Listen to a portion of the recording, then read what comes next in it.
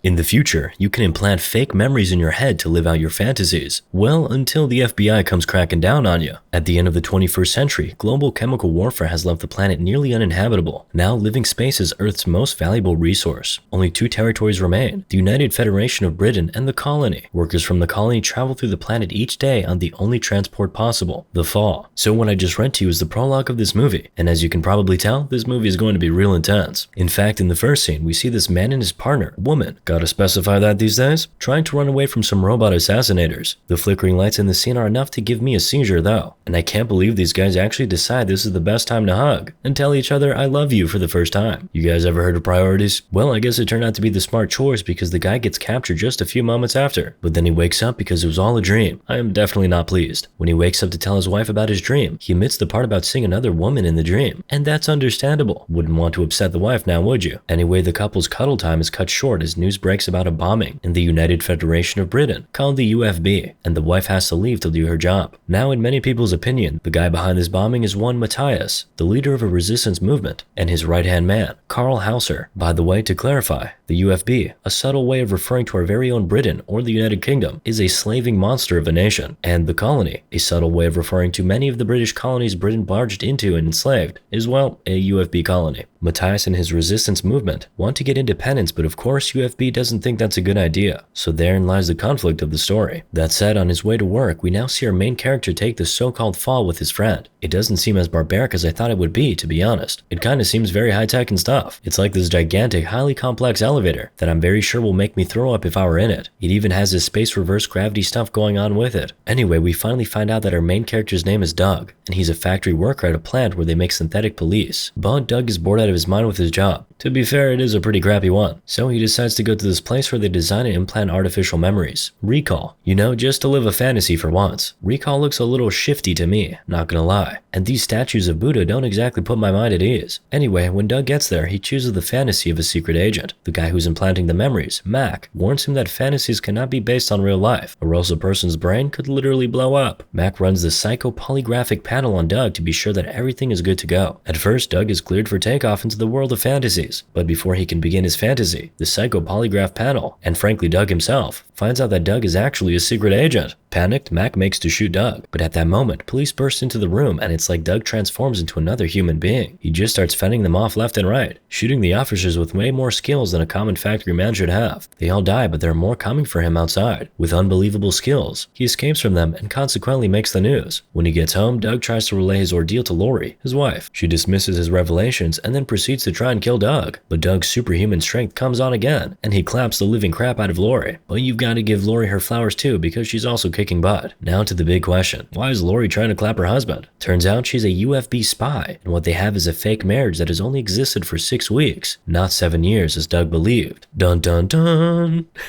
As it turns out, Doug's mind was actually erased, and then his mind was implanted with a life he thought he'd lived. So in other words, Douglas Quaid doesn't exist. So who is not Douglas Quaid? A highly trained guy a certain guy named Kuhagen is trying to hide from the resistance. I guess we'll find out what that means later. For now though, Lori and Doug are jumping from roof to roof like the Amazing Spider-Man, with Doug trying to escape and Lori giving hot pursuit. The way they're jumping, it's like there's a special class for jumping roofs in secret agent school. Doug finally loses Lori and her team of synth police and gets a call. Fun fact, the phone is in his palm. Anyway, the call he gets is from a certain Hammond. Hammond reveals to him that they worked at Federal Intel together, and that Doug had asked Hammond to deliver a certain message to him should his phone ever get back on the grid. Hammond also tells Doug that his real name is Henry and warns him to dispose of the phone. Soon Doug finds a piece of broken glass, and guess what? He does a little impromptu operation and digs out the phone. Who cares about infections, I guess? Meanwhile, Lori and her team are still trying to find Doug, but with his phone deactivated, they seem to have lost him. Lori's boss, the Chancellor, meanwhile, is furious, but not furious enough to want Doug killed on sight. He still wants Doug brought in alive so he can implant another memory into him. When he reveals his identity to Lori though, she's instantly enraged, so she gives her men the order to shoot on sight. Talk about tough love. From Hammond's call, Doug deduces that he has a safety deposit box at a bank called First Bank. So he goes there and finds his briefcase filled with passports, including his as Henry Reed. He also finds a collar, which apparently helps him to holographically disguise into any one of the identities on the other 2 passports. Then there's some cash as well, and one of them has Obama's face on it. That's crazy! He grabs a couple bunches of cash cash to stash in his pocket, and then he finds this recording that turns out to be a message from himself. In the message, Doug learns from himself that even his face is not his. The real him was captured and his face resculpted, after which they planted the fake memories. The real him now tells him to get to his house and find the key, but Doug doesn't know what the heck that is, or what it is for. He makes his way to the station to get into the UFB, but when he gets to security, his collar malfunctions and his real identity is revealed. Lori and her team waste no time to begin going after him again, but before they can get him, he jumps onto a flying car and is temporarily out of their reach. The woman from his dreams then comes to save him with her flying car, but Lori and her team are still in hot pursuit. You can tell Doug and this woman from his dreams maybe had a thing in his past life. You know, she's a little hurt, but he doesn't remember her, but she also understands. Also, when Doug refers to Lori as his wife, she's kinda thrown off. Anyway, Mystery Girl has blasted a few of the cop cars out of existence, but Lori is so far from done. I mean, this woman doesn't give up. What? Doug has got a plan though. He engages mag suspension, which apparently makes the car drop to the ground and destroy all the other cars on the ground by sheer force of gravity. But the effect of this move is costly as it causes his mystery girl to black out. He picks up his girl and goes to his former home, where he finds that there's a seal on almost everything. He tries unsuccessfully to search for the key like the video message from himself told him to, but he doesn't find any key. He does find though that he can play the piano, so good for him I guess. He starts to play, but then suddenly the piano stops playing even though he's striking a key, and that's when he finds out that the key in question is a dud. So he picks up the dud key, opens it, and reinserts it into the piano. Then he starts playing the piano all over again, and at the end of the tune, another video message comes up, revealing everything he needs to know about himself. Guess what? He is not Douglas Quaid. He's not even Henry Reed. He is Carl Hauser, whom we knew at the beginning as the right-hand man to Matthias, leader of the resistance. But Hauser reveals to him that he is actually a federal intelligence operative who used to work for Cohagen. Cohagen had assigned him to infiltrate the resistance and assassinate Matthias, which was how he got in touch with Matthias. However, after working with the resistance and meeting a woman, of course, he discovered he was fighting for the wrong side, so he switched. Hauser further reveals that Cohagen is building a private army that would infiltrate the colony and dispossess the people there of their valuable living space. But Hauser has found out that Cohagen's private synthetic army has a kill code, and he informs Doug that it is now up to him to shut Cohagen down. According to Hauser's explanation, the kill code is in a box that's in Doug's head. All Doug has to do is reconnect with the resistance and deliver the code to Matthias. After watching the message, Doug finds it hard to accept what he has just heard. Melina, the girl from his dreams, tries to help him accept the truth, telling him that the dream he's been having was actually a memory. Anyway, there's no more time now. Lori and her people are here, so whatever Doug thinks, he's in this now and he's in it fully. At the ground floor of Doug's building, Doug meets Harry, who tries to convince Doug that he's still back at recall and that he, Doug, was currently unresponsive. Harry explains that he was chemically transfused into Doug's mind to get him to come back. He also tries to manipulate Doug into thinking that Lori was distraught about the whole situation and that Melina wasn't real. They even have Lori crying outside like a widowed woman to make the setup ultra real. Doug is almost buying it, but Melina calls bull and reveals to Doug that she is real, as is Harry. She also tries to show Doug that Harry actually works for Cohagen. Harry then tries to get Doug to shoot Melina and come with him, but Doug sees a tear roll down Melina's eye and shoots Harry instead. The shot is beautiful, kind of like David knocking down Goliath with the bullet landing dead center on Harry's forehead. Melina and Doug then make their breakaway as Lori and her team go after them again. They hop onto an elevator, but before they can make a clean breakaway, Lori makes her way in and a fierce fight ensues. Melina takes on Lori while Doug goes against one of the synth police. It's merciless combat with slaps, jabs, and kicks. After a while, Lori plants a bomb in the elevator and jumps out, leaving Doug and Melina to blow up with the unit. But Doug and Melina make it out just in time, and the unit goes to orange blazes without them in it. After having a literal blast, Melina takes Doug to see Matthias, the resistance leader. We learn there that Matthias is Melina's dad. The place where Matthias is hiding is very scary looking, giving very much Silent Hill vibes, if you've seen the movie, or at least my recap. Anyway, over at Matthias's place, the resistance tries to find the kill code in the black box Hauser talked about, but then another revelation is made. This was all a setup by Cohagen, but when they are about to retrieve the kill code, Cohagen's hologram shows up instead, and Lori and her strike team bust in. Following closely behind is none other than Cohagen himself. Cohagen reveals that there was no kill code. It was simply fabricated to get Hauser and Doug to lead Cohagen directly to Matthias. Shortly after his revelation, Cohagen shoots Matthias dead, captures Doug, and retrieves all of Matthias's plans to get back at Cohagen and his government. Cohagen further reveals that Doug was sent to seduce Matthias's daughter in order to get close to Matthias. He also lies that it was Doug who came up with the idea to fake his own capture, so that his slate could be wiped clean with new memories implanted. This way, Hauser, that is Doug, could trick Matthias into thinking he was on his side. Melina is looking so hurt right now, it's heartbreaking. After his long long monologue, Cohagen reveals that he's now going to restore Doug back to his former self, Hauser. But Doug no longer seems interested in being his old self. I mean, you can't blame him. Just as Cohagen's goons are about to inject Doug's old memories, it is revealed that Hammond is among the men assigned to Doug, to his former self. Hammond frees his mind, but in the shootout that follows, he dies. Meanwhile, Cohagen is preparing for a military invasion into the colony. Cohagen's men find some place for Melina, dropping her off in the fall. Doug, on the other hand, is making his way to the fall as well, where Cohagen has also loaded his robot army, preparing to move them into the colony for invasion. As he sneaks around looking for Melina, Doug sets up explosives at strategic points in the travel unit. He finally finds Melina and frees her, but for someone who by himself set explosives everywhere, he seems to have an awful amount of free time on his hands, because he still has all this time for hugging and stuff, when he knows everywhere is about to explode. Again, impeccable sense of priority. You can explode in your pants later. Of course, before they can escape, the couple is stopped by Cohagen's men, and at just that precise moment, the gravity change occurs, but the shootout must happen regardless, and so both teams start to shoot at each other. Not quite sure that's how a shootout would work in an anti-gravity setting, but I've not been to space, so who am I to say? Anyway, when gravity is restored, Doug breaks open the emergency door and jumps out of the fall with Melina. Doug then has a go with Cohagen's synth army as Cohagen himself tries to kill him. By the way, I have to hand it to him. Cohagen is surprisingly strong. He holds Doug down with one hand, but then Doug reveals that the explosives he planted are about to blow in 10 seconds. As the explosives start to blow, killing Cohagen's army, Doug stabs Cohagen with his own knife. Shortly after, the fall crashes into smithereens, clapping Cohagen and his army. Rip in peace. Meanwhile, Melina and Doug jump off the fall just in time into safety. Doug has suffered many injuries though, so after he jumps, he passes out. Naturally, Melina is distraught, but in the next scene, we see Doug in an ambulance recuperating and Melina's beside him. She looks like she's been up all night worrying for him, but then Doug realizes something. She has no scar in her hand. She's not the real Melina. Of course, need I tell you who it is? It's Lori. This girl is a persistent bitch.